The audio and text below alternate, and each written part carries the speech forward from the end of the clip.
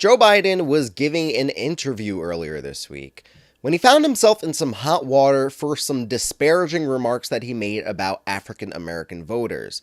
Now, I talked about Joe Biden's racist comments in my video yesterday, but what I didn't talk about was the non-apology apology that was given afterwards. Take a look at the clip of Joe Biden's racist remarks, and then let's take a look at the response, the non-apology apology that Joe Biden decided to give afterwards. No. Are you going to re-engage with Cuba, though? I mean, I'm specifically wondering about, the Florida Yes, communities that are, yes, incredibly interested in the Cuba issue, and see yes. status given to Venezuelans while Cubans are being deported. The So, answer will is you yes, re-engage I'm with going to Cuba? engage. Yes, yes. And by the way, what you all know, but most people don't know, unlike the African American community, with notable exceptions, the Latino community is an incredibly diverse community with incredibly different attitudes about different things. You go to Florida, you find a very different attitude about immigration in certain places than you do when you're in Arizona. So it's a very different, a very diverse community. So I can't speak for the African American community, but as an African American male myself, I take issue with those comments. I find them to be racist, I find them to be offensive, and I find them to be unnecessary for many reasons. So Joe Biden saying, on the one hand, the Latino community is incredibly diverse in their opinions. You know, they're sort of these independent thinkers. There's no groupthink going on in the Latino community. Their opinions can range and can vary greatly depending on who you talk to. But on the other hand, the African American community is monolithic. We all think exactly the same. We all have the same opinions on everything. You won't find a diverse opinion when you look at African American males. That's what Joe Biden is saying, and it's incredibly false. It is so inaccurate, and it's offensive. It's racist is what it is. So given the backlash for those comments, take a look at Joe Biden's non-apology apology. Earlier today, I made some comments about diversity in the African American and Latino communities that I want to clarify. In no way did I mean to suggest that the African American community is a monolith, not by identity, not on issues, not at all. Throughout my career, I've witnessed the diversity of thought, background, and sentiment within the African American community.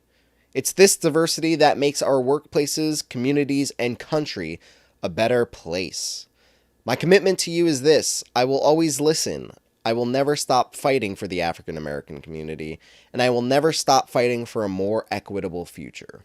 So the reason that I call this a non-apology apology is because he didn't actually say I'm sorry there. He didn't apologize. He didn't say I was wrong. He's just saying I didn't actually mean exactly what I said. And he's not clarifying his comments there. Twitter Trends posted this response here, and it said Joe Biden clarifies his comments about the Latino and African American community. I don't see any clarification there. I don't see what it was that he meant when he said the African American community is not diverse. So I'm left even more confused than I was before. Because on the one hand, you have Joe Biden saying that the African American community is not diverse. And on the other hand, you have Joe Biden saying, I didn't mean to suggest that the African American community is not diverse. So what is it that Joe Biden actually means here? It's beyond me. I have no clue what he means here. All I know is that Joe Biden didn't mean exactly what it was that he said he meant. No idea what he was trying to say. No idea what he actually means in those initial comments. No clue. But what I do know is that diehard Biden supporters are accepting this apology. Take a look at some of the responses to Joe Biden's non-apology apology. You have Brian Tyler Cohen, I believe this is the managing editor or somebody over at Occupy Democrats, saying that Republicans turned on the faux outrage machine and instead just gave Biden the opportunity to show that he's capable of what Trump isn't, apologizing. Then you have this person. Thank you for being able to reach out when you misspoke. Thank you for being able to apologize when you feel it's the right thing to do. Thank you for showing us what it means to be a decent American. Next, you have Impeach DT. I actually watched it live and didn't see an issue. Not sure why the uproar. My guess, bots and the Trumpists who would never vote for you anyway. Next up, you have Rhonda here. Imagine having someone care if his words were misunderstood again. I've missed decency so much more than I realized. And lastly, thanks, Joe. Trump talks like an idiot every time he opens up his mouth, and his own party doesn't hold him accountable. It takes a man to apologize. Trump never apologizes for anything. So if you believe those tweets and you actually buy into those tweets, I'm a Republican that is feigning outrage. There's no outrage on my behalf because I'm a Republican. If you have faith in those tweets, I'm a bot for being angry about Joe Biden's comments. If you believe those tweets, I'm just a Russian puppet. Or I'm just Russian myself. If you believe those tweets, Joe Biden actually apologized. But the thing is, he didn't apologize there. He did not say, I'm sorry. He didn't clarify what he meant there. But there's one thing that I hate that is exemplified in these tweets, is that people accepting an apology when they have no role to accept the apology here. Many of those people in those tweets, if you'll notice, based off of their profile picture, are white. White people are not the offended party by these tweets. So you have no role, you're in no position to accept Joe Biden's apology, if you even are charitable and call that an apology, for his racist comments. You have no right to, no position to.